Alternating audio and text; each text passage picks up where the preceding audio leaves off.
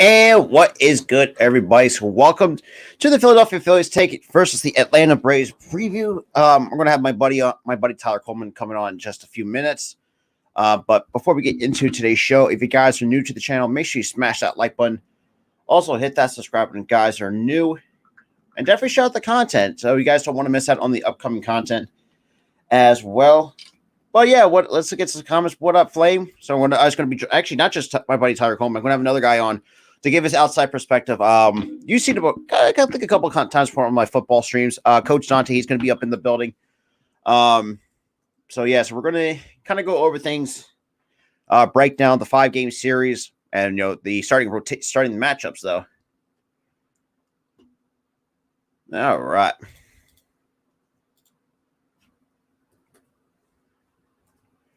Yeah, so we're going to just have a few people on, though.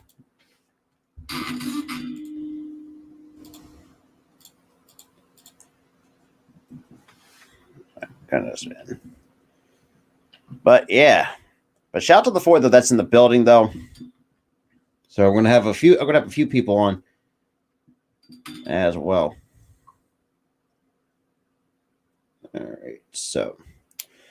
Well, yeah, I mean, kind of go first things first. I mean, wow, who would have thought at this point of the year, especially with the way the Phillies season has been so far, that we're in the division series to really start things off.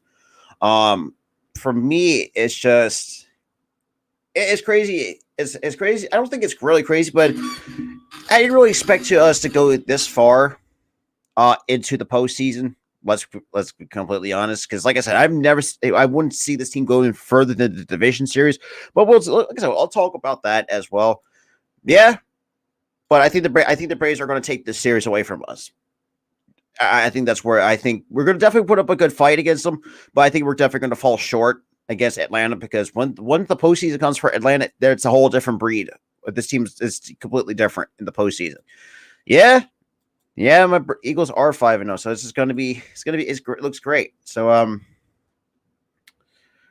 but yeah, so my thing is and for those who have not seen my new video that I dropped earlier this afternoon, that Rob Thompson got a contract extension and finally looked like he was so the interim title has been taken off him, so he's going to be the full-time guy for the Fighting Phils for 2020 for next season and the following season by the time his extension ends. So I mean. At this point, for me, it's just, for me, it's just like kind of talk about that a little bit before we get some people up in here. Is that I think it was well deserved, especially for the fact that, when the Phillies were 22-29. But yeah, and then we should have Dante coming up in just a second. So, give me 1 second. Trying to see what but yeah, so I have a guy backstage. Yo. Howdy. It's good. What's good? Not too much. The Phillies are fantastic, going great. The Rob Manfred is no longer an interim anymore.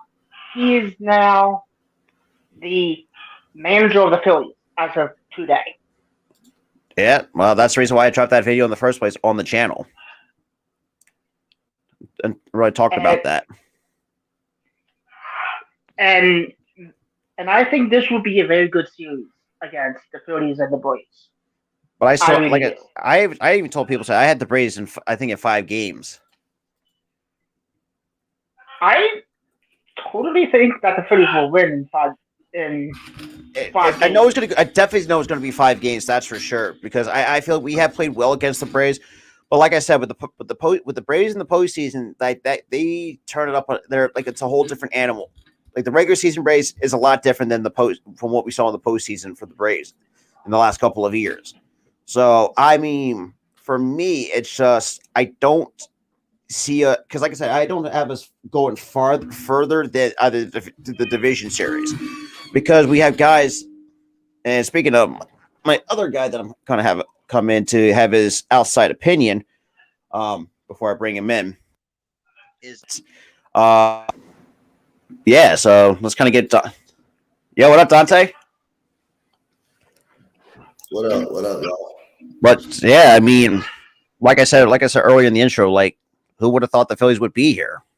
I mean, I mean, even though this team had low expectations in the first half, but the second half, no, I mean, wow. I mean, sweeping the Cardinals, but I finally get the poetic justice. But yeah, now we got to face the Braves in the 5-game series. But two of them, we have 2 games at home in Philadelphia, which is going to be great.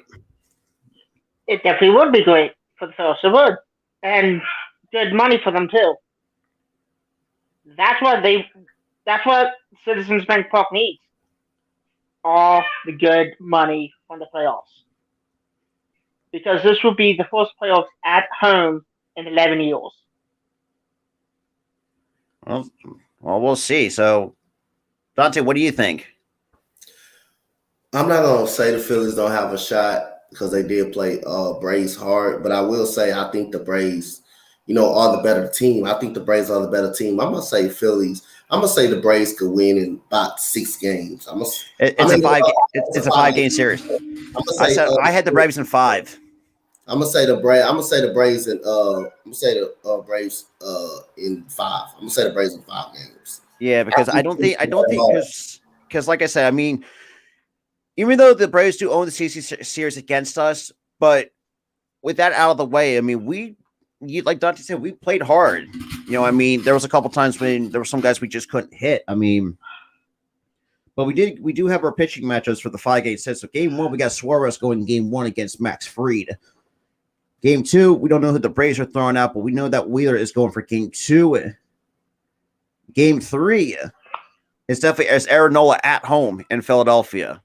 And it's going to be great to watch. Game 4, we don't. So games 4 and 5, we don't know entirely for sure at the moment, but we know there are 3 stars. It's Suarez, Wheeler, and Nola. So we're going to have those guys to really start things off at the same time. But I mean, I think overall, though, I mean, so far, I mean, it's like yes, I mean, the Chicago series, the Cubs series, and the regular season kind of put a damper on things, but I feel like way that they've been fighting, especially under Rod Thompson, which I did talk about in the new video I just dropped. With the fact that they finally, actually made the right move and actually made that guy a full-time guy, in my honest opinion. Same, because Rob Thompson really deserved it. He did, because nobody really expected the Phillies to be in the playoffs like this. Nobody did. No.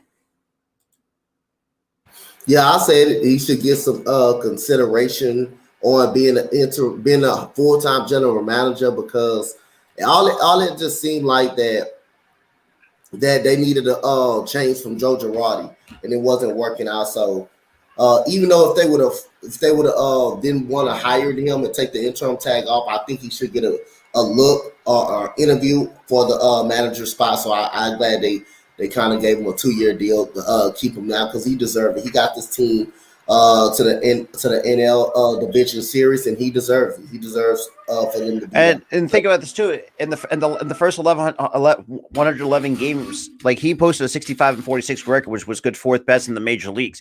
Yes, I mean that was behind the Braves, the Dodgers, and the Mets. But I mean, like that really should tell you, like, and at times even.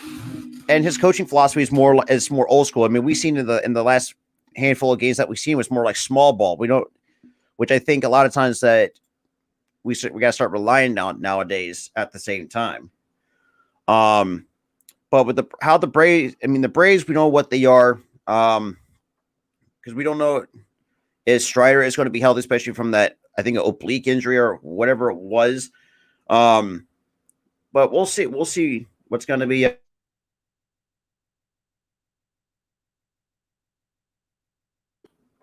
But yeah, I mean, it's going to be the pitching matchups. I know, because I feel like we're definitely going to take game 2 and 3. That's for sure. Because Suarez on 50-50 on, just because it's like of what we've seen. But if he pitches well against Atlanta, I think we'd be in good shape. You know, I mean, it's like Fried. Yes, I mean, even though Fried is one of the better pitchers that they have in the rotation, it's like, what the hell is my computer doing? But yeah, so I mean, like Dante said, I mean, I'm surprised that we got this far, even though the Cardinals, for me, I think it's still a team that still has a lot of things to fix. But I think we did have to take advantage of the lot, and that's the thing too. If the Braves start making mistakes, the Phillies got to start pouncing on those mistakes. In my honest opinion, what is going on? Oh my god! Once, damn. But oh well. But yeah, I mean, so far it's been, it's been one crazy season. But what up, Mitch? What up, Mitch? Appreciate you coming through in the chat. But I think overall, though, like I said, I got Braves in 5. But if the Phillies somehow, let's see, hypothetically, can beat the Braves in 5 games, that's an impressive feat, especially in the postseason. Like I say, man, anything can happen once you get in now. Once any team get in the postseason, anything can happen. You just never know what's going to happen. So the Phillies, who knows? They might have a shot. But, anything can happen once you get in there. You see what happened when the Guardians got in now? They won. What happened when the Padres got in now? They won. Yeah, I mean, because the Padres is another good team too. So you had 2 good teams going at it. The Guardians, despite being a young team, but like we seen a very scrappy team against a tough, I guess not to say a tough, but a semi-tough Tampa Bay team, just really not really done too well. It's just with the way that the Phillies are playing. Yes, I mean some of the personnel that's been not great, but some of them have stepped up when we really needed them to. But against the Braves, though, I think. Yeah, I know there's going to be some Braves fans, some humble Braves fans in there. I would say that I know good personally. There's going to be some of those outrageous ones. But I do feel like we definitely can take a shot. But I think we're definitely going to fall short. In my I'm not saying to really say we suck or anything, but it's just like I feel like an opportunity might not present itself for the Fighting Phils against Atlanta, despite the fact we do play hard against Atlanta. Yeah, I mean, I see y'all. I know y'all play hard against Atlanta, so that's why I think y'all got a shot, man. I think y'all got a permanent shot. I think the pitching has got to be just as good as it was against St. Louis. The only thing that can give any team a chance in any series, you got to have good pitching. If you don't have great pitching, you're not going to win any ball games if you don't have the great pitching. And we saw that with St. Louis. Their pitching failed them, and their bullpen completely collapsed. I mean, going back to the Cardinal series, I mean, Quintana pitched his ass off, but once they got into the bullpen, it was all not great. Their pitching was great in the last 2 games. Their bullpen failed them. The bats kind of failed them. The bats didn't show up in neither game that they played in. The bats didn't show up at all. Oh yeah, and that's a good point too. It's just like and with the Atlanta, we're going to see good pitching, and we're going to see good hitting. I mean, it's just. But yeah, it's going to be very interesting to really watch this team play against Atlanta in the postseason for the first time in I don't know. I think never. But like you said, I mean, if the pitching, because like I said, we have Suarez going in game 1, we have Wheeler 2, and Aaron Nola game 3 at home in Philadelphia. But games 4 and 5, we don't know exactly what we're going to put out there. I mean, if I'd be smart about this, for me, I would go with Falter, because I think Falter has been one of our reliable arms. But after that, it's iffy, because I can't trust Gibson. I can't trust Syndergaard. I mean, maybe Eflin, but that's hit and miss with him, despite the fact coming off a knee injury. But I don't exactly know after if we do go Falter in the other games for game 4 or 5. Yep. So So I know we both picked the Braves at 5. We already know they said the Phillies is going to win this, but I mean, I don't see it happening. yeah, yeah. But like I say, the other series is going to be just very important too. The other series is going to be good. You know, my Astros play against all division guys, the Seattle Mariners, which is we did own them in a regular season, but then again, you know, it's playoffs. Anything can happen in a real playoff. So, And it's a whole different series too. So you pretty much start yeah. fresh, pretty Well, much. so like I say, I'm not gonna oversleep Seattle. I think we're gonna beat Seattle. But I think Seattle might. I will say this too. I always think Seattle might take Houston in 5 games. I could definitely would see that series go 5 games. well, who knows? You know, they might do. Yeah, like you said, who knows? But like I said, I mean, with the way that the Phillies are constructed now, especially going into the division series, like I said, I mean, yes, I know it's a whole different animal in the division series, but if we do say fall short, but I think this is like a learning experience to really build off going into 2023 because we, like I said, we have three guys might be on their way that could probably may not be major league ready, but be close to the point where like when September call-ups come around again, we might either see Griff McGarrett come up, we might see Adrian Painter come up or Mick Abel. So we're going to see some of these guys, some of our young guys in that farm system, which, you know, hasn't really been super terrible, but it's starting to get back to not say like I mean, we're definitely like in the 20s when it comes to the farm system, but we're still building up. I mean, Johan Rojas has been, from what I've been hearing about him, like he's been kind of like a spark for them in their minor league system. So we got some guys that could make an impact in the next few years or so. Yeah. Yep. So who you think is taking the Padres and Dodgers series? I know you got the Dodgers. How many games you got the Dodgers with? I think the way that if I want to go based off the regular season series, I think that might go 5 games. Because I think even though the Padres, for me, even though they're a good team, they do play hard against the Dodgers, but the Dodgers are the more superior team. They've been there and done that the last couple of years. I mean, you got Freddie Freeman, you got Trey Turner, Justin Turner's in the postseason. You got a really good pitching staff, even though not having Walker Buehler kind of hurts them a little bit, but they got it in the bullpen.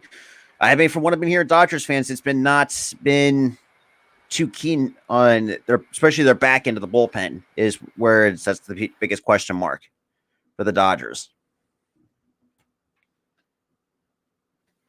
Yep. I got the Dodgers going in 5. Yeah. I got the Dodgers 3-2. I got the Dodgers. Oh yeah, absolutely. Yep. But I mean, and with the way that so now it's down to the 18s. I mean, and look, Terry Francona, I think at this point he's already making a case for to be a Hall of Fame manager.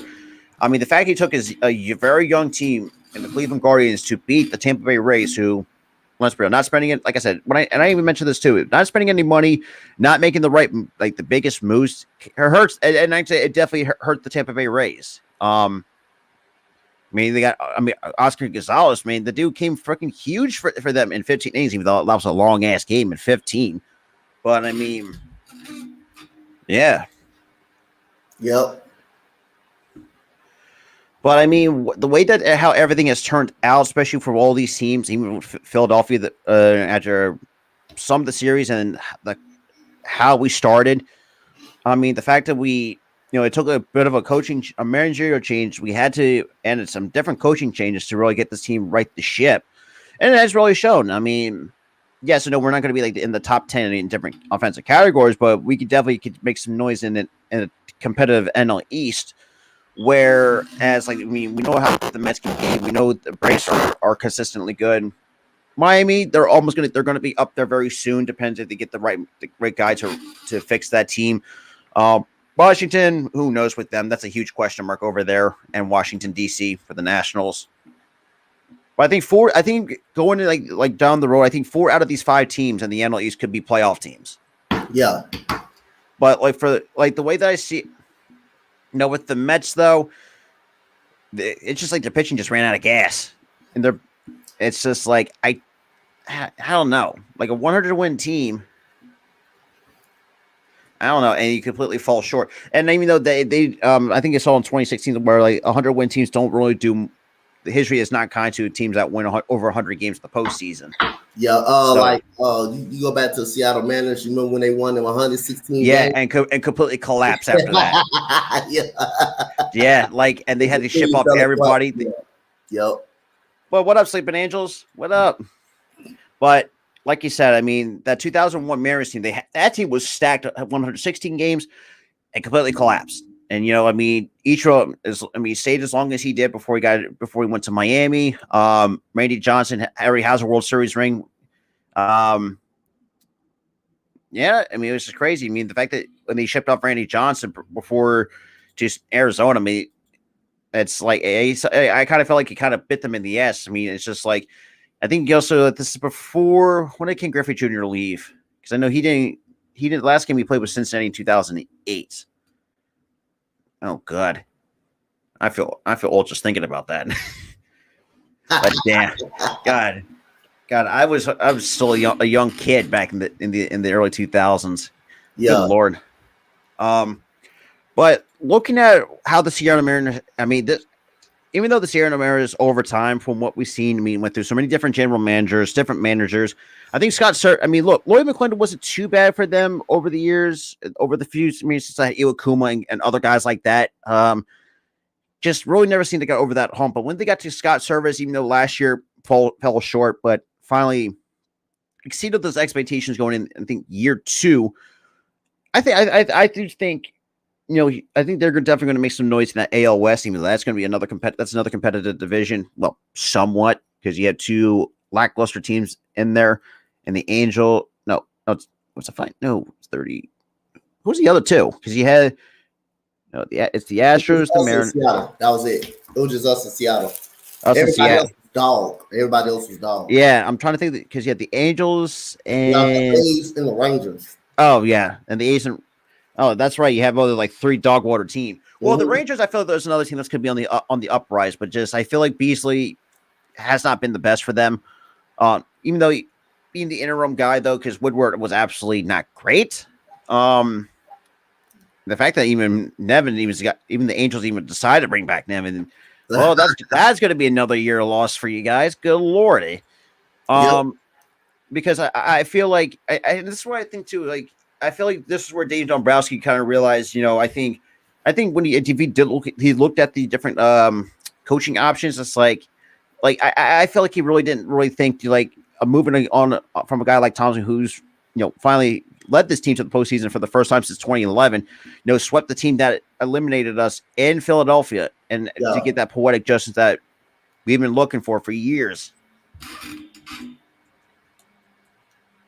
But yeah, it's just like this.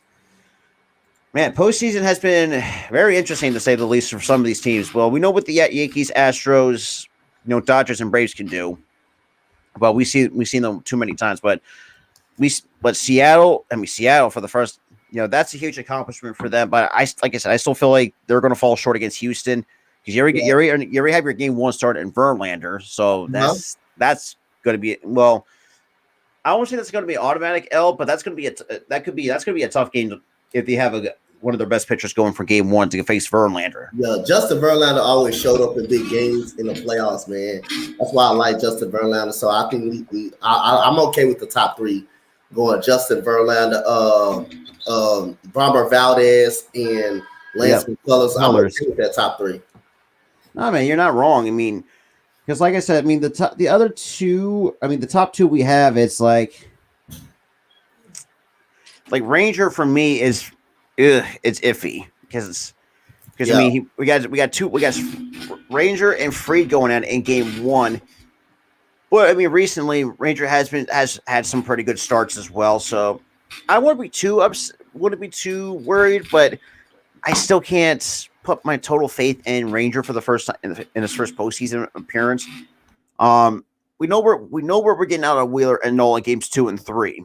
So let's say if hypothetically we drop game 1, we'll definitely come back in game 2 with Wheeler, and then if we win that and game 3 with Nola, I mean we pretty much have ourselves in good shape.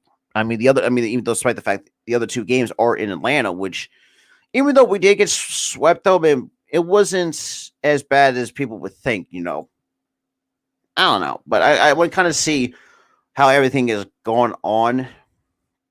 Because I mean, now with Thompson though, I mean the fact that we even implemented small ball tactics in the postseason, that's a first that I've seen, especially from a guy like nowadays in the modern era where it's just like we're worried about home runs and strikeouts, but against the Cardinals, who are a pretty decent team, but we played a really good small ball against them. Like it's just like we don't really see that anymore, like we used to, like say 10, 15 years ago. But I feel like if we could do that against the Braves, and pop a couple long balls here and there, but I think we should be in good shape. I really do think we could be in good shape if we still keep up what we're doing and try to play even harder against the Atlanta Braves. Because I mean, the regular season, that's a whole different. That's one thing, but the postseason, you're starting fresh. But you got these two teams know each other over the regular season, so we'll know what we're getting. But we know what Fried is, how good he can be. I don't know who else, like this. Like I said, you don't know who is going to go for game 2 through 5. But what we do know is it's going to be Ranger and Fried tomorrow at 107 first pitch. So it's going to be fun. It's going to be fun to watch. Because let's see. Let's take a look. Because I don't know. For me, I would say it's good. I think it's going to be a close game in game 1. I think it might come down to 1 or 2 runs at the least. Because if Ranger is on his game, maybe at least 1. Because we've seen when Ranger pitches well, even when he pitches well and we still lose, we had a couple 1-run losses behind Ranger Suarez. So we could definitely have a decent rotation to try to get us to the promised land. But like I said, I'm not entirely worried. I'm not going to be mad if we fall short, but at least that's something to build off on going to next year. In my honest opinion, anyways. Yep, it's gonna definitely help y'all. No matter what, if the Phillies lose or anything, this will be a good season. It's still like a successful year. Yeah, especially a couple series that we should have won. God damn it, Cubs and the Diamondbacks. That's besides the point, but I think overall that we had to build off on that and try to at least know how to beat the Cubs in Chicago and at home in Philadelphia and the Arizona Diamondbacks. Because it seems like everybody else we can beat. But next year it's going to be very interesting, especially with the new schedules looking, especially with all 30 teams playing at least once, I think a couple times against each other. Even most of the interleague players too. We're finally playing the Twins, I think, for the first time, which I don't think we've never done that before. So Mariners, they don't know who they're throwing out. So it looks like what the. Oh, yeah, that's right. So Verlander's going game 1. Yeah, what up, Nate? What up? Shout out to Nate.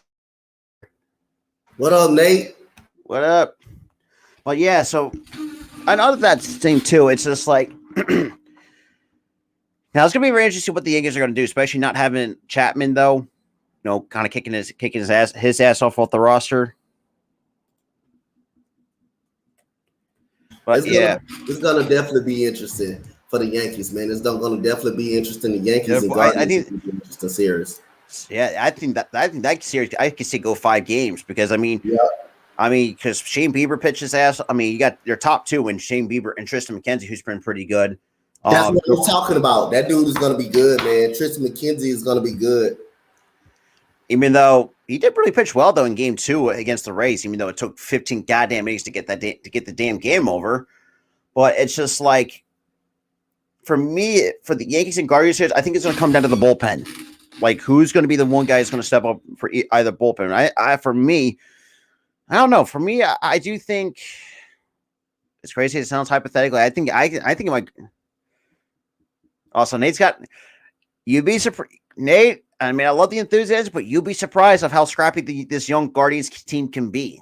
You'll be surprised.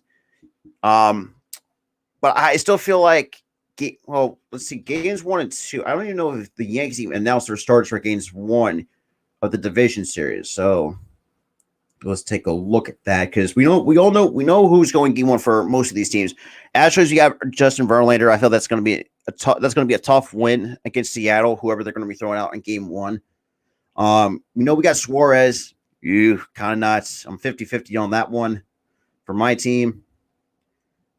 So in game 1, so you got Garrett Cole taking on Quantrill for the Guardians.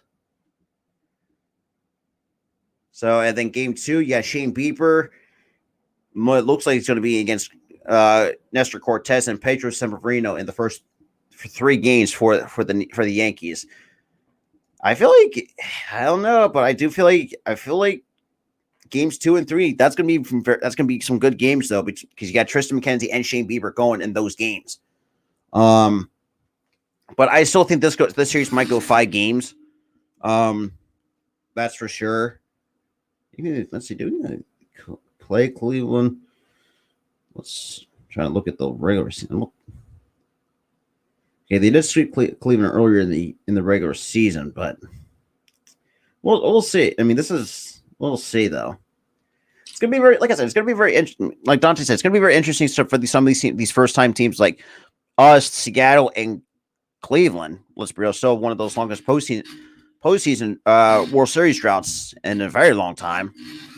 But I mean, when it comes to North American sports, that still belongs to the when it comes to the postseason is the Sacramento Kings. So, well, that's a problem. But kind of like a few other things too before we wrap it up, because like I said, I don't want to do this too like these are like too long. But no, in other series, I can see like I said, I can see the Yankees and Guardians, because I think there's going to be an offensive firepower between these two teams, because Cleveland can swing the bats as well. I mean, Stephen Kwan, I mean, a really good leadoff hitter. I mean, you have J. Ram, I mean, came up big in game 1 against the Rays.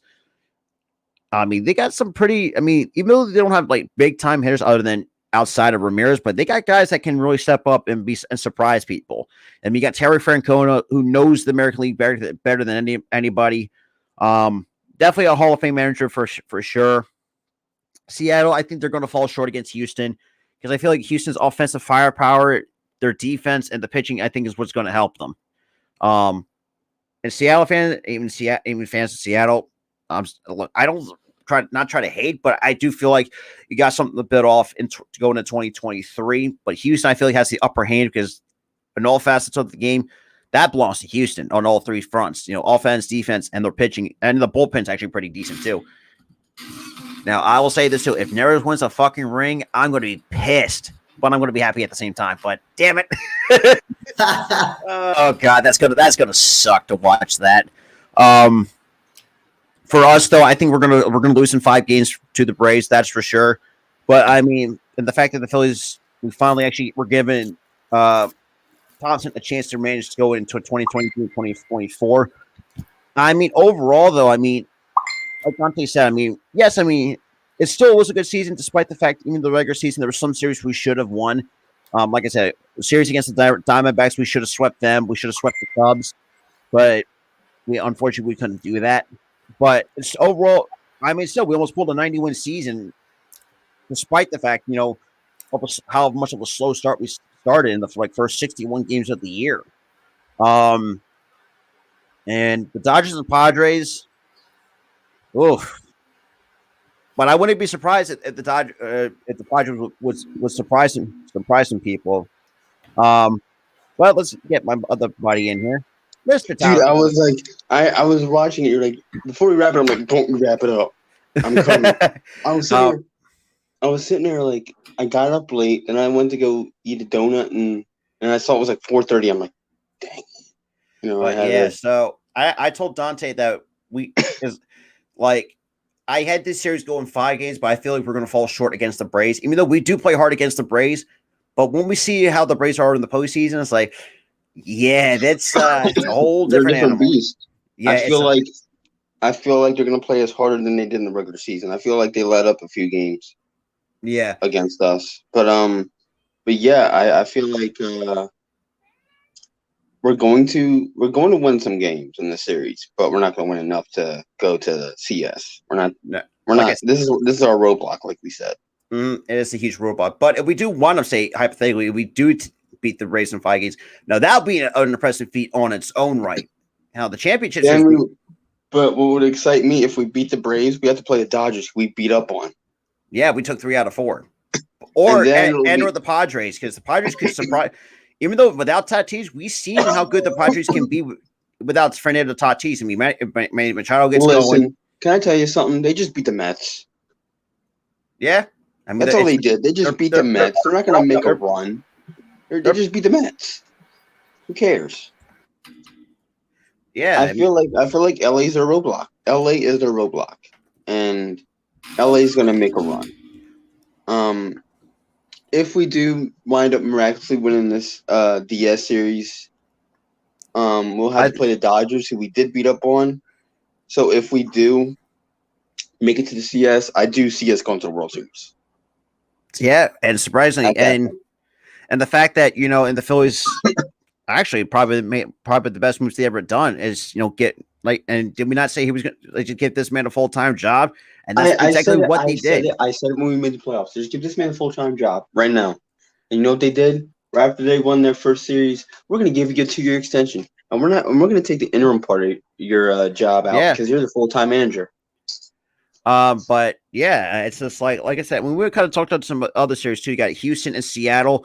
Like I said, I think that's I see that series going 5 games because of how Seattle. I feel like it's going to go to 5 or 6 because it's the best of 5 in the division.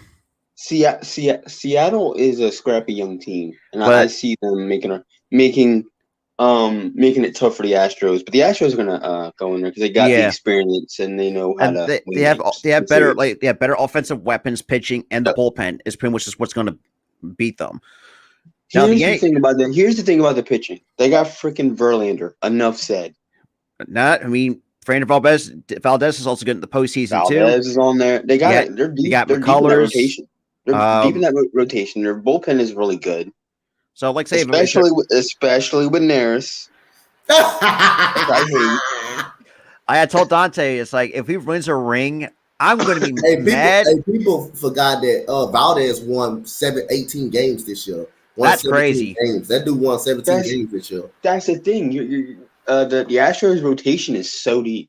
It's so good too. Think of it this way: if one guy sucks ass, they have got next guy up to step up. And the bullpen will. If a guy's not playing to his best of his ability, they've got the bullpen to cover their tracks. And not just that, not just the bullpen. We've seen tremendous improvement in some areas. Once Carlos Correa left, the shortstop has gotten better. Dante Correa regressed tremendously. Yeah, oh my gosh. Saying this is why good teams have a lot of backup plans. I think Jeremy Payne was that backup plan in case if Correa decided to leave. And it was good for him to decide to leave because he would probably suck for the Astros too because he was regressing. Oh yeah, and we also talked about we also kind of did talk about the Braves, not the Braves, but the Guardians and Yankees. Like I said, I think that might go 5 games. Because I know what we expect out of the Guardians, who are being a young team. That's another team that's very scrappy. Honestly, this Guardians team really impressed me because going into the season, everybody, even me, thought that they were going to be a rebuilding team. They're not going anywhere. They're not winning. They're not going to the playoffs. This team completely plays exceptional ball, wins 90-something games. They won 92 under Terry Francona. 92. And let me tell you about Terry Francona. That man's a great manager. Dude, like I said, I try to tell them people, Tyler. I try to tell them people. That man, Terry Francona, is a great manager. And he deserves a lot of praise because it's a Hall of Fame manager. He took a young, potentially rebuilding team to the playoffs, winning 92 games. Even though the AL Central. I think he should be considered as a Coach of the Year candidate. You're not wrong. Yeah, he should be. And if he wins, if he wins, I would not be upset. Yeah, because think of this not too, even in the slightest. And he has some pretty good, and people realize too, he actually had some pretty good years in Boston, even though Boston fell short. He had some great years in Boston, and then they fired him because of one bad season. I hate when managers get fired over one bad season that don't deserve it. Because they're a scapegoat to bad management. I hate that. But what else can they do? We all know the AL Central is complete shit. So it was anybody's division to win. Because the Twins the Guardians just ran away with that shit. Pretty much. I mean, because He you really just think ran about because the White Sox are ass. I mean, trying to think, the Royals, we all know that they're ass. They just fired their pitching coach and Mike Matheny. Yeah, the Royals have fallen far Like, since 2015. Yeah, because Ned Yost was the guy that pretty much was the catalyst, or one of the As soon as Ned Yost retired, the trend just went down. Yeah, I mean, they got some young guys though in that. They still got guys like Perez. They still got guys like. I'm surprised Perez. They still got they got Bobby Wood Jr., who's been making some noise for them as a young Jr. Yep. I think if I'm the Royals, I would consider trading Salvador Perez. I would too. I definitely would too. Contender. I would consider trading Salvador Perez. I would consider doing it. And if I was Salvador Perez, I would consider asking for a trade. Yeah, because you already have a ring, but it's just like at this point, like you don't want to have your rest of your career wait. Like this team hasn't been anywhere since we won that ring. Exactly. Remember what Juan Soto did. You see, Juan Soto got the hell out of Washington. Yeah, Juan Soto saw the writing on the wall. Went to the Padres. The Padres in the playoffs, while the Nationals were sitting at home. Pretty much on the playoff couch with the Mets and many other teams. Yep. But I think and I can also apply this to the Mets too. You went over 100 games, and I just mentioned this to Dante too. How do you win over 100 games? You lose the division, and then you lose the wild card series against who knows against a team that wasn't even inferior. You were the inferior team going into this, and you still lost. Because if I'm not mistaken, too, they also had. I'm trying to think who. I don't know who went, but I just feel like I don't know. Like it just seems to me like and I mentioned this to Dante. I remember they actually brought up when the Cubs were in the division series against the Giants in 2016. They brought up a stat that was like when teams win over 100 games, they completely suck in the postseason. Like it's because when these teams went out over 100 games, they get complacent. Oh, we're the best team in baseball. Let's just not try in the playoffs, and it bites them in the ass every time. And we've seen the Braves. They even if they do get complacent, I mean the team won 80-something games. They weren't even considered World Series contenders, and they went to the World Series and won it. And this year they had more heart than a 90-win team. And not such the talent really showed it from the eye test. They really showed, and the talent was crazy deep that year. With the manager of the year in the National League, we all know that's going to be Brian Snitker. Like I cannot be mad if Snitker does not win manager. But here's the thing: Snitker does have his misses too. That is true. And people and a lot of Braves fans are like us. Fire Snitker. Like I'm thinking to myself, like, why would you fire a guy that won you a ring? That team knows how to draft and develop a lot of some good players. I mean, Acuna. It's because he's like Rob Thompson. At times, he does overmanage. At times, that's true. And the thing is, it bit him a few times, and they wanted him. And the thing is, that's why I don't like most baseball fans, because Phillies fans are like that too. After one bad game, they're going to be out of the race soon. Fire the manager. Like it's one game. Calm down. But like the way in Joe Girardi's case, we did have a legitimate gripe about Joe Girardi. I feel like everybody saw the writing on the wall. That we all everybody in the first 61 games. The fact we're 22 and 29, like almost towards. We were 22 and 29 with a deep roster. That tells you about the coaching. And coaching was bad. And I told Dante this too, especially against the Cardinals, who are a decent team. They got a lot to build on. What we don't see anymore is small ball play. Something that I feel like what Rob Thompson's been applying so far, and it's worked wonders for Philly. And I love how he instilled a fight in Philly. I mean, we're called the Fighting Phils for a reason. Like, yeah, and he instilled that back into Philly, dude. He instilled that back into the team, back into the organization. For 10, 11 years, we had no fight. Yeah, we just pretty much. There was a few times where he went on a 4-game losing streak last year, and we just kept losing. This time we go on a 4-game losing streak. What can we do to better ourselves? They better themselves, and we're in playoff contention. Not just that, we've seen the playoffs. We've seen players and we're fighting. We're fighting, man. I mean, we've seen guys improve over the year, though. Like perfect example, what we talked about was Alec Boehm. Well, with that 3-hour game. I want to talk about this guy. This this man won us the series. He won us the series with defense, which is ironic. Yeah. And it's awesome because we were dogging him all year about his defense, and he improved his defense, and he's won us a series because of it. Especially in the Cardinal series, man, he made some 2 impressive line drive snags. Like the one from Molina. The dude made a great catch and almost fell on a fan's lap in a series. Exactly. It's just like you can't tell me a guy can, like, even though Bohm, like I said, the sky's the limit with him. Like, oh, Scott, if there's a glass ceiling with this guy, he broke that glass ceiling. I think he really did. I think he's going to get better. And the fact, like you said, when he ran into the net and made the catch, I mean, this dude knows it's really going to learn to put his body on the line to win game. He will put his body on the line. He will put his mindset on the line to win us a game. I mean, and the thing is, we love him for it. Yes, he said what he said in April. I know we took it out of context. We took it out of context, and we kind of got mad at him. We're sorry about that. We know you were frustrated and you didn't mean it. It's okay, but you improved, man. You improved, Alex. And not to mention too, I am impressed by you, my dude. And not to mention, he set career highs in numbers too. Like I think finished the regular season with almost a 300 batting average, like 13 home runs, and almost drove 100 runs. Like yes. Also, speaking of 300 batting average, Rob, can we talk about the surgence of Brandon Marsh?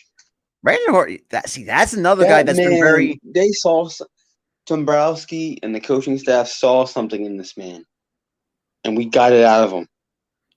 Yeah, I mean, we got it out of him, and I love it. I love that, you know, and I mean, it's just the only gripe that I have, and I know you know where I'm going with this, Rob. The only gripe that I have with the playoffs is where does Dante go? I think he might have something to do. Oh, okay, but the only gripe that I have is Rhys Hoskins. Oh yeah, the only gripe. He's done next to nothing in the playoffs. Offensively, no, but in the Cardinal series, we saw defensively he can make the play. Here's the thing: defensively, yes, but we want his bat to be alive. Exactly. We don't just want his defense. We want his bat because we know he's got power, but he's not using it. Yeah, and that's the thing.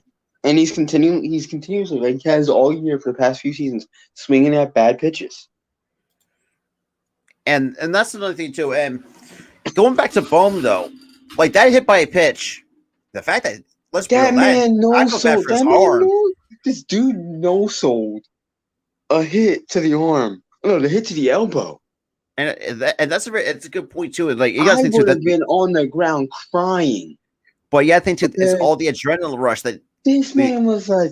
This man, he ate that crap right to the elbow. He goes, okay. All right, walks to first base. Oh, absolutely. Like, and yeah, like even though, and let's be real, I'm gonna give and I'll say this too, and to some of these diehard Cardinals fans, we're giving you some props though. I mean, you guys got some decent talent.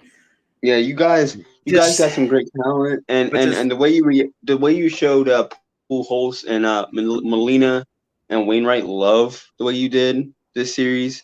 And look, first off, I'm sorry we had to end their careers that soon.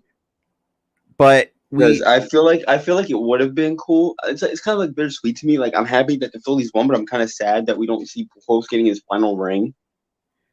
But it kind of sucks. It does at the same time. But you got to think at the same time, it sucks because I love those guys. I love what they brought to that team and to the organization. Those fans. Pujols should have never left in the first place. So that's my little gripe. Pujols should have never left for LA. He should have stayed with St. Louis. I think and that's the other thing too. Like when he went to the Dodgers, they changed to what he did in. They tried to change him, and it made him worse as a player. That was the Angels, but the Dodgers somehow managed to fix him. It wasn't the Dodgers. It wasn't the Dodgers. Yeah, but no, I'm saying, but when he went to the Angels, like you said, they changed how he approached this thing. But when he went to the Dodgers, he never got traded to the Dodgers after that. He was with St. Louis after the Angels.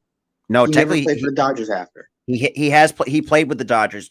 He got traded at the trade deadline because he moved on. Because remember, because he had because the Oh, Angels. that's right, he did. I forgot he played for LA. The other He LA played with team. the superior LA team. But they even tried to change him too, and it didn't work for them. But He yeah, goes back to St. Louis. St. Louis says, "You know what? Be yourself." absolutely. And plus, he's comfortable there. He's comfortable in St. Louis. He wasn't comfortable in LA for either of those teams. Oh, and we got somebody coming back in. It's Dante. Our buddy Steve from off the Facebook page. No, Steve. What's up, Steve? And shout out to Joseph coming through on the chat though. Let's go, Phils. Let's go, Phillies, Joseph. And another thing is too, it's just like, and the fact that the division, we got 2 playoff games in Philadelphia. Are you kidding me? For the first time in 11 years, we're finally going to see postseason in Philadelphia. We're going to see for the first time since 2011 the rally towels spinning. Oh God, that's surreal, Park, bro.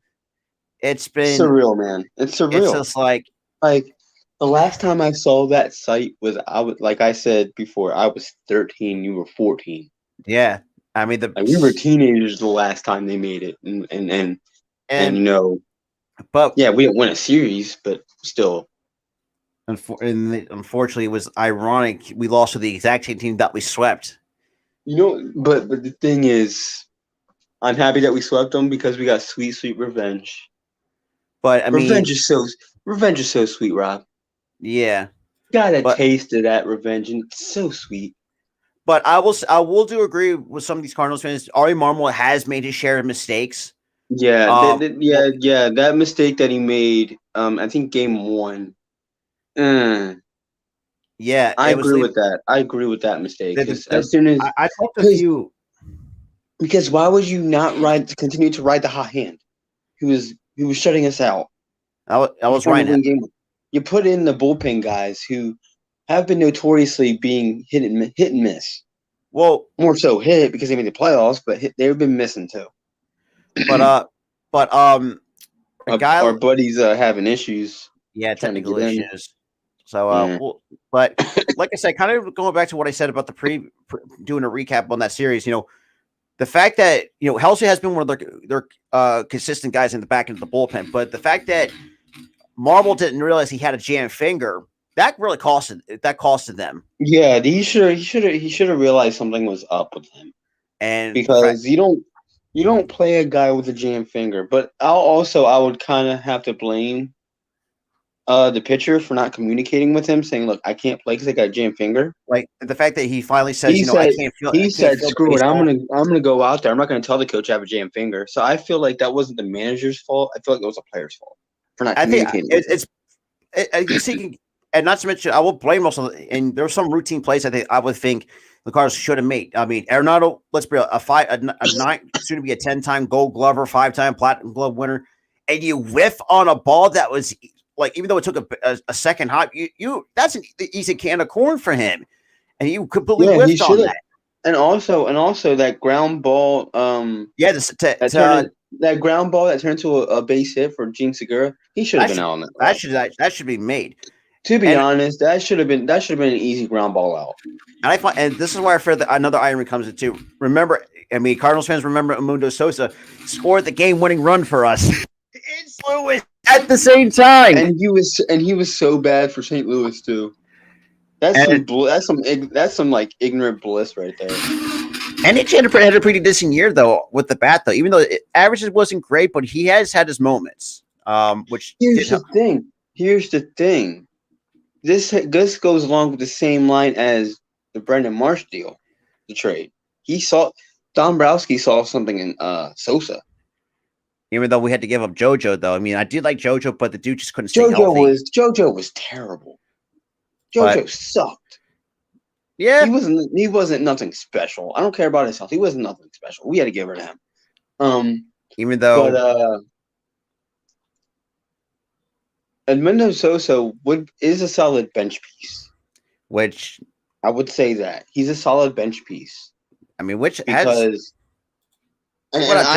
now see the mindset of Dombrowski when we got Sosa now. Because he knows he can't start, Yes, he can start. He can platoon and play defense. Like, But yeah. he's a solid bench piece for your bat too. Even Thompson used him at a couple of times when he starts, like say, he gives Alec, like say if Alec Boehm has a good, needs a day off, he'll put Sosa a third or Segura or whatever. Like you could plug Heck, him if Stott needs a break, he can put Sosa in. at short. Absolutely. Yeah. Jeff, like I said this is going to go 5 games because I'm gonna have to say 5 or 6, but I don't see us winning. I see Atlanta. no, it's the best. Because The best. they have more of the experience than we do. Yes, we have a good playoff team, and we have Harper who has experience in playoffs, but nobody else does. No, this is Gene Segura never went to the playoffs. JT Realmuto never went to never the playing the playoffs. playoffs. And we have a bunch of other rookies. We have a bunch of other rookies. I mean, Alvarado, I feel like the only one that I felt like had some postseason experience when he was when he went with Tampa Bay. Yeah, that's what I was trying to figure out. I was like, I remember him playing for a playoff team and him being in the playoffs. I just didn't even know what team it was. And thank you, that was Tampa Bay. I do remember that. And also Tampa Bay. I'll say this too: stop with the money ball bullshit and start spending money because I know that's really biting you in the ass. Is Tampa Bay a small market or a big market? I thought they're a small market. I think there might be a small market, but they're in St. Petersburg. That's the thing, Rob. They have no choice but to do money ball because they're a small market. That's why the Oakland Athletics had to do that because they're a small market. They don't have a lot of money. Actually, Oakland's a decent big market, but they're now a big market. But I'm talking about when they did money ball in 2001, they were a small market team. Yeah. Like they only had like a few million. They didn't have enough to like get the high end players. They had to settle for guys for like $7 million. Yeah, and especially with that fire sale. God bless Jake Silva. God bless your sanity. How do you like? And no, not just Jake Silva. This team wins fire sale. Wins fire sale. I mean, they got rid of fire sale. Like, and we've seen Mac Chapman go off for the Toronto Blue Jays. Let's be real. I know game 2. That was a hard pill to swallow. That was a hard pill to swallow. You were up 8-1 going to the 8th or the 9th, and you choke it. How do you choke it? I watched that game too, and the thing is, after that game, I was like, okay, how did that happen? Exactly. Like how they were up 8-1, and then they lose 10-9. So Justin, in Canada, we sell really. I wish I was in Canada. But the only issue, Thanksgiving before Halloween, sign me up. Honestly, but think of this too. Do you want to deal with the harsh winter that's like negative below in the low negatives? Absolutely not. Who cares about the weather, Rob? The food would fatten me up, hence me being warmer. Yeah, but so we do have our first 3 game starters. So we have Suarez going game 1 against Max Fried. Are you kidding me? Suarez game 1, we're losing game 1. We have Wheeler game 2 and Nola game 3 at home at home in Philadelphia. Here's the thing: we're losing game 1, and we're starting Suarez game 1. But I know we had Wheeler and Nola last series, but Suarez game 1, really? Because he was supposed to be game 3, but we swept the Cardinals in 2. But you really think about it, we have also beaten up on Max Fried in the regular season. Who cares about the offense? The offense, yeah, they can be good, but Suarez cannot pitch. What up, Butterfly? Period. Shout to the 7, though. Appreciate everybody coming. Suarez has been very hit and miss this season. And his home road splits are terrible, too. Yeah? I mean, technically he's better on the road, but I don't know, man. I don't trust Suarez that much. Well, let's say if he does pitch his ass off and an offense does well, and we somehow take game 1, that puts us in a good position to win game 2. We could be in good position if we win with Suarez on the mound. But like you said, he's 50-50. I am scared about game 1 because we don't know if he is a pitcher. Because, like you said, because we don't know which Suarez we're going to get. Are we going to get the dominant Suarez, or are we just going to guy is going to be gas out after the 5th inning? Oh my god! And I will say this too. I will do agree with and Jeff. I get it with the bullshit. And look, I can understand a team that needs bullpen now because let's be real, we dealt with that for the last couple of years. We've had bullpen games because remember before we had Syndergaard and Eflin got hurt, that was a bullpen game. Pretty We didn't much. even start any starter. Period. We were just using bullpen guys for like 3 innings, 4 innings. Like it was, yeah. Yeah, it's been not great.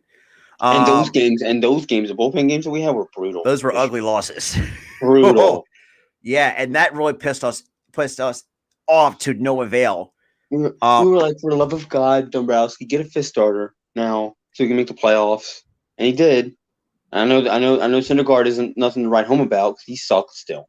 But I mean, another guy that you could definitely, I would say, has actually done pretty decent for us. Has been very consistent. That's Bailey Falter. Look, say what you want about. I love Bailey Falter as a starter. I do, and I feel like he'd be a great starter guy. I think that we might see him either in games 4 or 5. Because, if we lose game 1, I would say it's going to be a close loss. I think by at least 1 or 2 runs. I'm going to say that. But I would say if we do want to come out playing a lot, if we play good in game 1, even though we do lose, I can't be mad about that. Let's say hypothetically. But going into game 2, knowing what we're getting out of Wheeler, and if the offense gets even better in game 2, I think that's an automatic W. Same the fact we're going home in Philadelphia for game 3. Dude, our first playoff game in Philadelphia at Citizens Bank Park since a decade, my guy. And this is the shitty part. I'm going to be working all 5 throughout the entire division series. You know what's even worse? I'm not even near the state. Motherfucker. Yeah, but shout out to Michael. Go Dodgers. I mean, it's going to be a good series between them and the Padres. And we got the Ash. Here's the thing: I did run into some fans saying, "Oh, you're not winning," but some of these fans, most of these fans, are actually praising us. And I love that. A guy like Slita, who, he's one of those rambunctious Braves fans. That's just like he wants to start shit with people. It's just like, yes, we know the Braves are better than us. Like we don't already know that. But yeah, we already know this. You guys won a championship in the last few years. We have, and that's the fourth playoffs in the last few years. Yeah, and that's mentioned too. The World Series ring, which are 4th in franchise history. Let's be real. You had all these all-star caliber players. Let's be real. They should have more than 4. If I would be completely blunt with you. I think they should have won in like the early 2010s. Honestly, that team they should. They still had guys like Chipper Jones and still, even though Chipper Jones was on this back end of his career, he still had I think a prime Freddie Freeman. He was still a really good player. Not to mention you had a prime Freddie. I don't even think that guy regressed at all. I don't think so. At all. And he's a Braves legend, for crying out loud, and a Hall of Famer. The guy has one of the rings from the 90s. Not to mention they had Glavine, Maddox, Smoltz. They had Fred McGriff back in the 90s. God, how the fuck do I still remember that? Y'all, the thing is, what really made me impressed. I think Smoltz was a bad pitcher before he went to L.A. or not L.A. Atlanta. Then Atlanta fixed him. And not to mention, he was one of the better relievers, even though he started. No. Here's what happened. He was a good starter for Atlanta. And then he started to regress a bit as a starter because of longevity. We couldn't stay in games very long. So they made him a bullpen piece, and he was solid again. And that's meant. I think a guy that's really had been really just to find longevity, and that's Greg Maddux. For made his team 86. That man went from the 80s to the 2000s. Like what? He made his debut with the Cubs in 1986 and finished his career with the Dodgers in 2008. The man went from 86. The man went from the 1980s, the late 80s, to 2000 and goddamn 8. Not so much the exact same Dodgers team. I think Matt Sears' home run still has not landed at Dodger Stadium. So here's the thing. That guy didn't even regress once in that time frame. And the fact that he's won 355 games, and the dude's a big. God, I forgot like a a 10+ Gold Glove winner. This dude, you talk about that. Was dominant for nearly 20-something years. Even though he does, like you see guys not throwing 95, like this dude can beat you with 88 to 90 to about 92 on a good day. Hold on, let me go to my calculator see how long 86 to 2008 is, because I'll tell you, it's almost 40. Let me get. I got you on that. Yeah. 20. Yeah. I mean, like I said, we appreciate that butterfly. We really do. You know, as Phil, You mean to tell me this man dominated the game for 22 years? Yeah. You would almost my entire life. Yeah. And butterfly or nearly I'm older than his career, but still.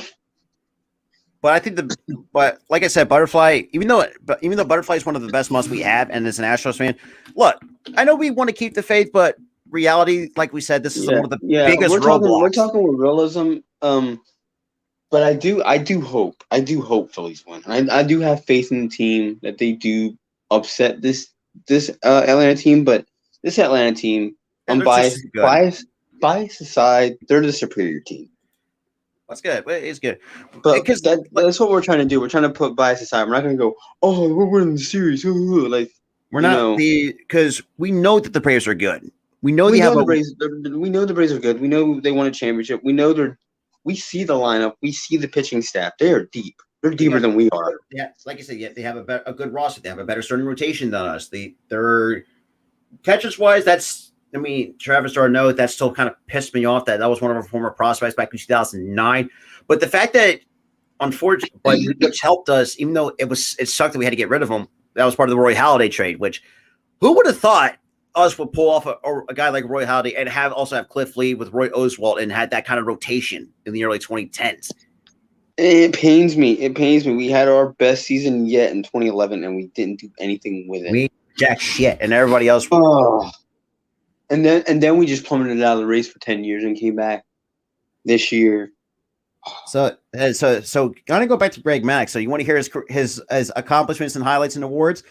An eight-time All-Star, has a World Series ring in 1995, 4-time Cy Young Award winner, an 18-time Gold Glove Award winner from 1990 to 2008. Three-time he took the ERA title 3 times in 1992, 94, and 95. Or I'm sorry, he's actually no, that's wins. I'm so sorry, but ERA title, 4-time ERA title winner from 93 to 1998. His 31 for the Cubs has been retired. His number for the Braves has been retired. Also part of the Cubs and the Braves Hall of Fame, and as part of the National. This man's a dog. And he's also a first ballot Hall of Famer as well in 2014. Like I said, we appreciate that, but like I said, being real, realism, man. I don't know if we're winning the series, but hopefully we do. Because I mean, if we looked at the series that we played in the regular season, we play pretty hard. We play hard against the Braves, even though the Braves outbeat us. Like I said, I can't be too. The thing is, I don't think they have a number against us this year. We split against them, so we're even. Well, going into the last series of the year, they took one got swept, so that took because we were tied 8. Yeah, we were swept. We were swept, but we were still even by the end. Yeah, which is crazy. Because remember in the last couple of years, we always got our ass beat by the Braves in the last couple of years. Dude, I mean, it's like I still get flashbacks to 2021 where we got swept out of the playoffs by them. The last series of the year, and we we get swept out of the playoffs, and we fucked didn't make the playoffs that year because they swept us. That sucked. But going into that's what Dombrowski's first year, if I'm not mistaken, too.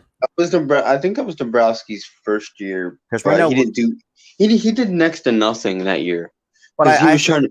But we know what he was trying to do there. He was trying to evaluate what we need, and we weren't going to make the playoffs. We were just going to evaluate what we needed. He did it, made the playoffs. Yeah, and with guys that it took chance on guys that were given up on by their teams. Like I said, Brandon Marsh for the Angels completely fucked him up and came over to Philly, almost hit 300 with the Phils. Even though overall he hit almost 250. I mean, still.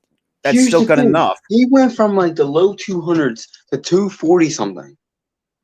Yeah, I mean that's a major improvement. Hey, you're not wrong, Arku. You're not wrong, Arku. The Philadelphia Philly sports over the weekend will be nuts, dude. Absolutely. This weekend alone, this past weekend was very nuts, though. I will admit that for sure. Weekend, dude. Last weekend was nuts. This weekend's gonna get nuttier. Like it's just like we never really, let's be real. It's a really because to be honest, we know that the Eagles are going to be good. No, we never experienced how good the city of Philly, the weekend in Philly sports truly is. On for all the major sports at all. All I've got to say is this weekend when we beat the Cardinals in 2 sports was the best weekend ever. And absolutely, and best weekend of all time. But yeah, that's a very good point too. It wasn't an easy win, but it wasn't easy. But we I mean, look, but here's the thing, though. Well, we'll talk more of that on the. Hold on. But here's the thing. I don't want it to be easy. Give us a challenge. I mean, we do have Dallas this week. Oh yeah, you're not wrong, Arku. You're not wrong, especially for fantasy basketball. Oh, absolutely. And for those who have not seen it, our buddy Goalie, for all things Chicago sports, 7 times. 7 times he gets fleeced. He got screwed in our fantasy basketball draft. I fleeced him twice. Somebody else fleeced him like 3 times. I did it twice. I took LaMelo. And then somebody did it 3 times. Like, yeah, it's been. Oh right, because we had one of the guys took Aaron Gordon, which was one of the other power forwards that he wanted. As I know, he's off the board. He was Tyler. I got friggin' Embiid and somebody else. No, you took Butler and Butler. I took Butler and RJ Barrett. RJ Barrett from him. It was another guy that Goalie wanted. He was like, God damn it. And trust me, late night show, you're going to see a lot of fun. You're going to have a lot of laughs because I'm probably going to be on the floor that night laughing. Oh God!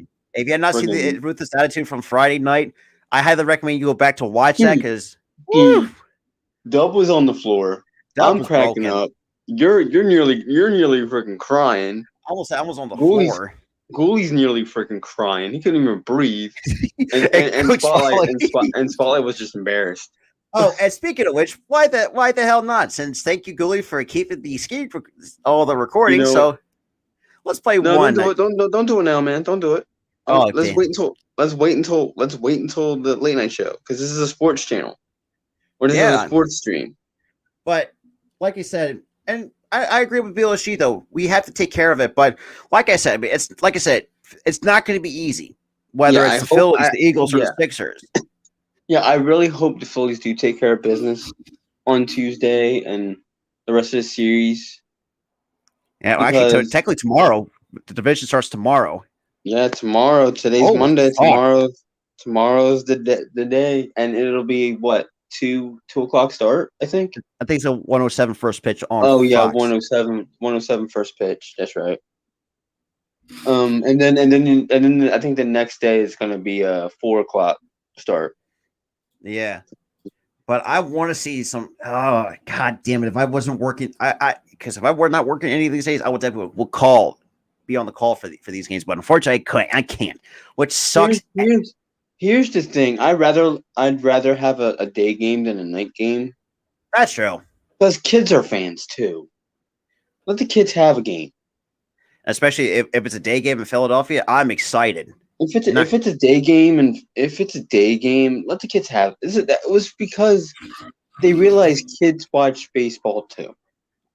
And especially with all the new changes and whatnot. So I mean, but yeah, I mean, Philly sports fans, man, we are blessed and spoiled this weekend. Let's keep it real. We're right. We're on cloud 9. The thing is, we've been hurt so many times this past decade by Philly teams. Mm-hmm. You're not wrong. For them to be good again. Well, nearly every one of them to be good again, except for the Flyers. Because the Flyers are ass. Yeah, we know where the Flyers are at, but the fact that 3 out of the 4 are actually really good or going to be good. 4. Oh my God, dude. We are spoiled rotten with these 3 teams. Oh, absolutely. Even though, despite all the major narratives that surround Philadelphia, though. Here's a narrative. That's an interesting Sixers question. So this is interesting. Since Joel Embiid is resting and Montrezl Harrell is dealing with an abdomen addition, or abdomen injury. We know we playing a lot of small ball center, but who you think starts tonight? Bassey or Reed? I'm going to say give it more to Reed because I feel like he has a little bit more experience than Charles Bassey, in my honest opinion. Yeah, I would have to give it. I have to give it to Reed too. Reed has more of the Reed, experience. you'd be surprised of how good this kid can be, even though he may not be a 7-foot giant. But if you look watching one of the games he guarded Giannis, I think he held Giannis 17 points in all game because Giannis will usually drop you like 30 to 40 a night. But the fact that Reed is he cut that down from 30 to 40 to 17. Like you don't. The guy can play defense. But yeah, and he can guard well. And I hope Sirianni does not pull that stunt again because we know what that stunt of having to beat Dallas here because that fucking jinxed us. Yeah, so don't do that. Don't do that again, Sirianni. Also, don't forget your visor too, Sirianni too. That's also was a big pain in the ass. Who was another big superstition. You can continue. Now you can continue. You can continue to wear the Red October shirt. That's fine. Yeah, don't do it. Going to run some errands and check out the Sixers game in a bit. Hope all is well. Hey, we're doing really good, man. We're doing really good, man. I hope you're doing well too, man. Honestly, I'm like, Ed, I'll be on the call for opening night, so that's going to be great. But and then because me and Dante are going to be doing some Monday Night Football between the Chiefs and the Raiders, so that's going to be great. Which a lot of, especially too, I'll say this too, for those who came by their Philly stream in game 1 or 2. It was game 1. It was game 1. We appreciate that. The fact that we gave us over almost 2.3K, that's the most views we ever got on a Philly stream. Thank y'all for that. And we're glad that we were able to entertain you for that entire game. Also, too, shout out to that our Twitch channel is now we're officially a Twitch affiliate on Twitch. So wherever we're still building that Twitch channel up. So yeah.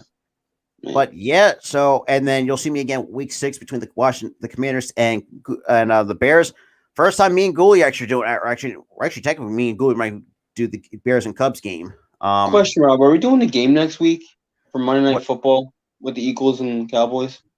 Unfortunately, I'm working that night. Oh, okay.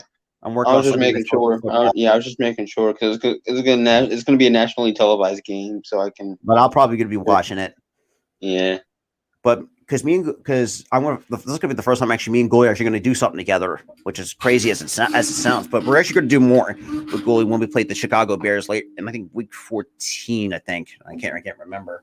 But yeah, I kind of feel bad that I don't do Monday Night Raw with him, but I'm like, oh right, I'm watching Monday Night Football with you and stuff.